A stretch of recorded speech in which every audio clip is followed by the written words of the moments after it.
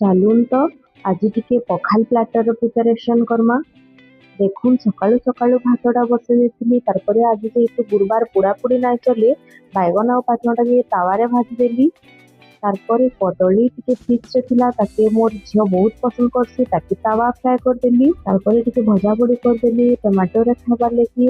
तापरे कढ़ीरे तेल सोरसो प्याज देइकरी आ सिझेइके रखिथिबार आलू के देकरी आलू भर्ताटाके रेडी करदेली। जेते जहा कले भी शाग बिना तो पखाल भात पूरा अधूरा है। पखाल प्लेटर के कंप्लीट करबार लगी शाग बनईदेली।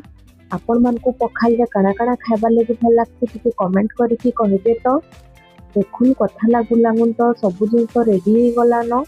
जेहेतु आज भेज बारटे थिला, सब भेज उपरे होइतिला। जेन बाइगण और पातलघंटा के भाजी के रखिथिले ताके बढ़िया से चकटी के पूरा रेडी कर देली। ऊपर कटा प्याज टिके देइकरी बाहरे जेते गरम होचे तो किछि भी खाइबार के इच्छा ना लागबार। आउ छणा छणी तो बिल्कुल भी नहीं। सेथिले भी पूरा आराम रे पखाल बनौन घरे खाउन आउ पेट माइंड दुईटा जाक शांति रखुन। पखाल टिके खाई सारला परे जेन शांति ना, से शांति आउ केनसित्रे भी नाइन। मुई तो पखाल खाइकी सुई पलाली।